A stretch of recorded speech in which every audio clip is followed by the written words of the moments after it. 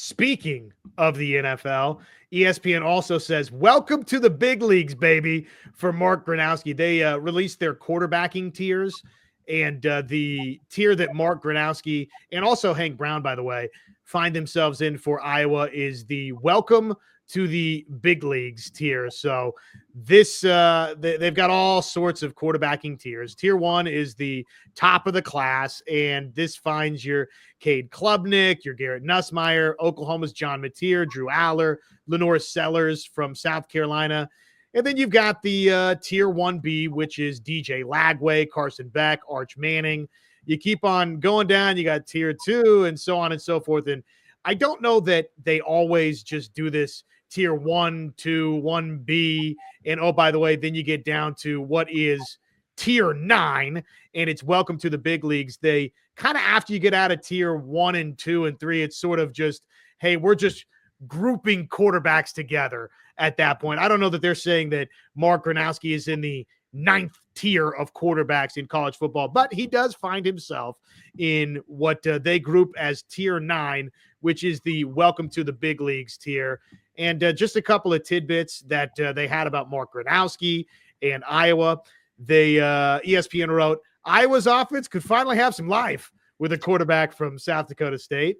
All of the Tier 9 quarterbacks are guys that are moving up from a lower level and will be expected to produce immediately at places with high hopes for a playoff run in 25. There's no question that Iowa fits into that group where if Mark Gronowski is as advertised, you feel like, sure, the Hawkeyes will have a chance to potentially crack the college football playoff code for the first time. This stat, though, oh my gosh, this stat hurts your soul to hear this as a Hawkeye fan. Iowa has only 47 touchdown passes in the past 5 seasons combined. In that same time span, Ohio State has 173 touchdown passes. Iowa has not averaged one passing touchdown per game since 2019. So yes, welcome to the big leagues. Yeah, that, man, I don't even know. I can't even speak much about that stat. That's pretty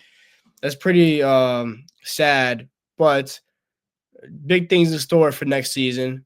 Again, Mark Gronowski's stats speak for themselves. When you throw for over 10,000 yards and several dozen touchdowns over a 3-4 year career, that's saying a lot about what we're going to get and how much better we could expect this passing game to be. I'm sure next year we're not going to throw just one passing touchdown a game.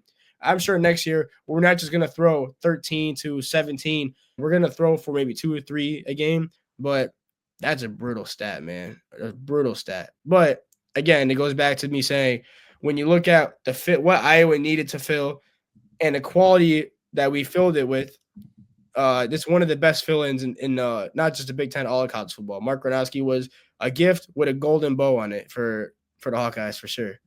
The injuries obviously worked against Iowa a season ago. Cade McNamara didn't play all season. He finished with 6 touchdown passes. Brendan Sullivan, again, got a trio of starts, but he dealt with the injury bug as well. 3 touchdowns, 3 picks for Brendan Sullivan last season.